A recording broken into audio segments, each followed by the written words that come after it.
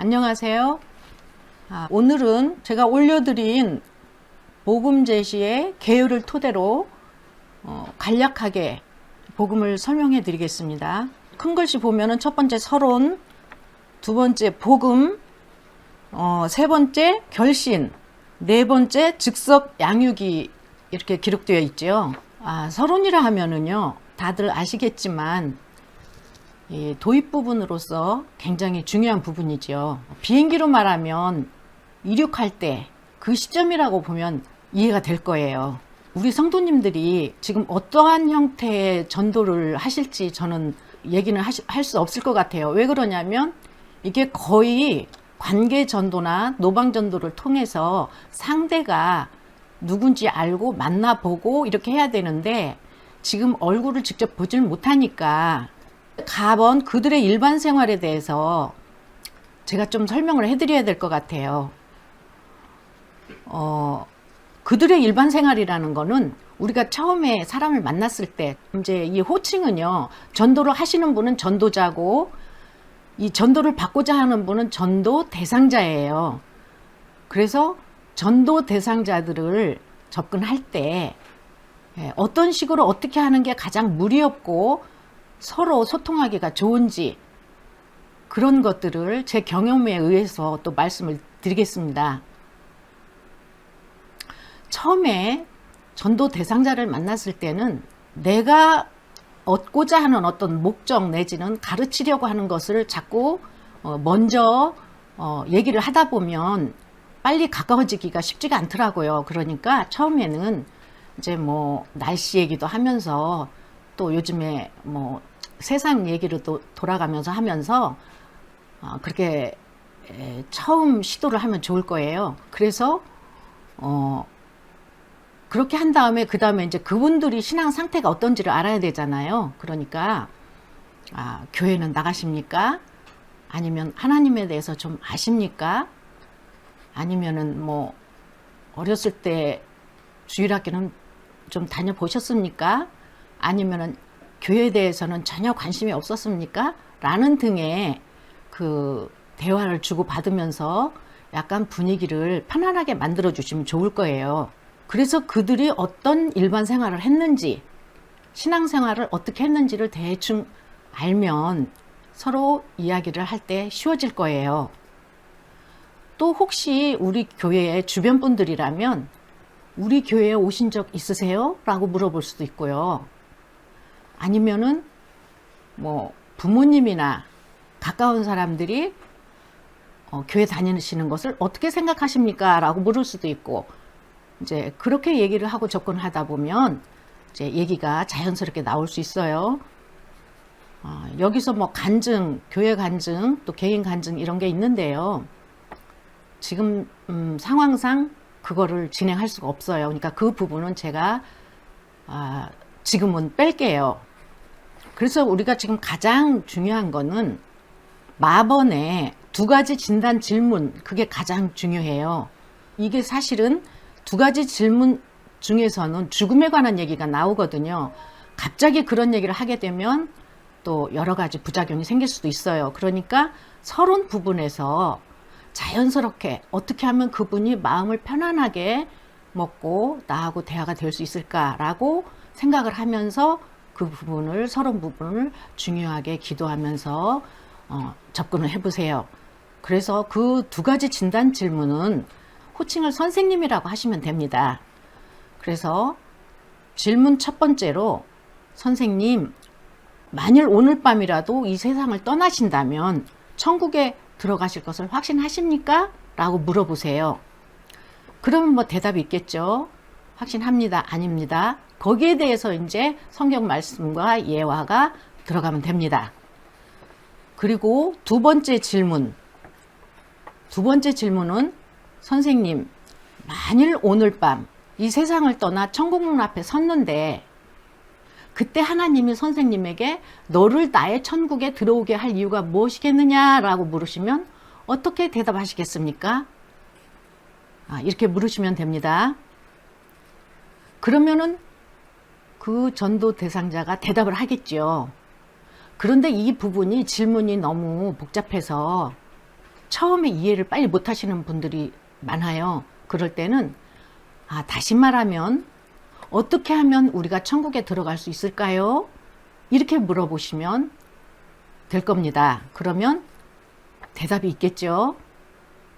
뭐 예를 들어 나름대로 열심히 살고 남을 위해 선한 일을 많이 했으니까요 라고 대답하는 사람도 있을 것이고, 나는 내가 어떤 달란트가 있어서 그거로 봉사를 많이 했습니다 라고 대답하는 사람도 있을 것이고, 나는 돈이 많아서 구제사업을 많이 했습니다 라고 하는 사람도 있을 겁니다.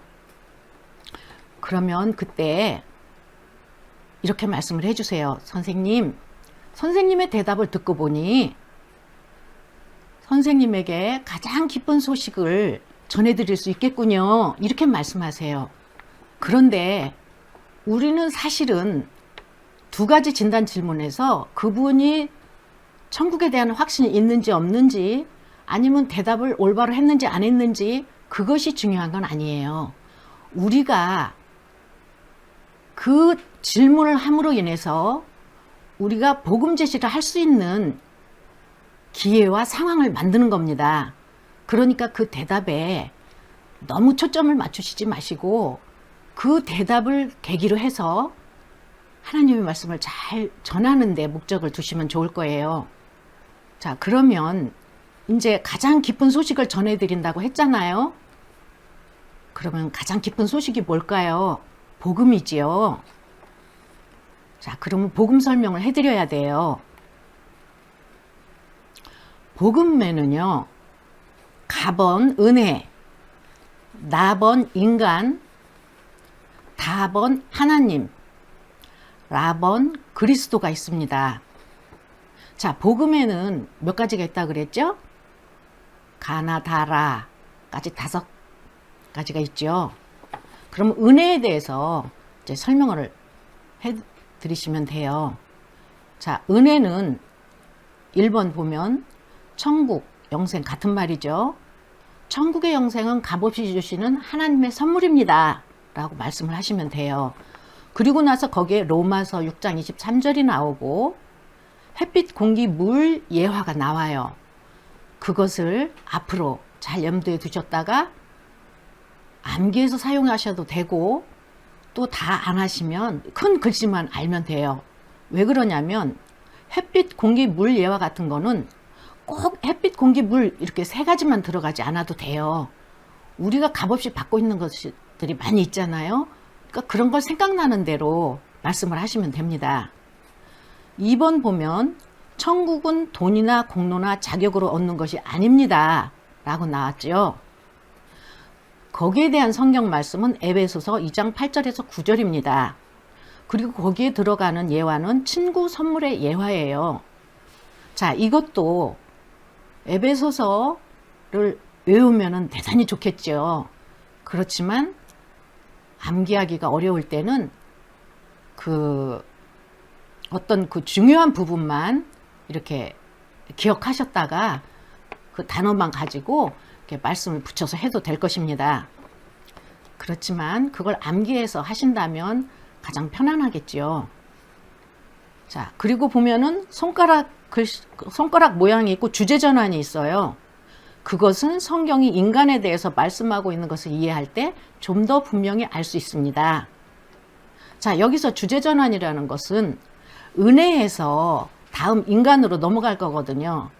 그런데 주제 전환이 없이 갑자기 넘어가면 듣는 사람도 분위기가 이어지지 않을 거고, 말하는 사람도 좀 약간 넘어가는 부분이 매끄럽지 않다고 생각되겠지요. 그러니까 주제 전환은 기왕이면 암기했다가 사용하시면 다음 단계로 넘어갈 때 편안하게 넘어갈 수가 있습니다.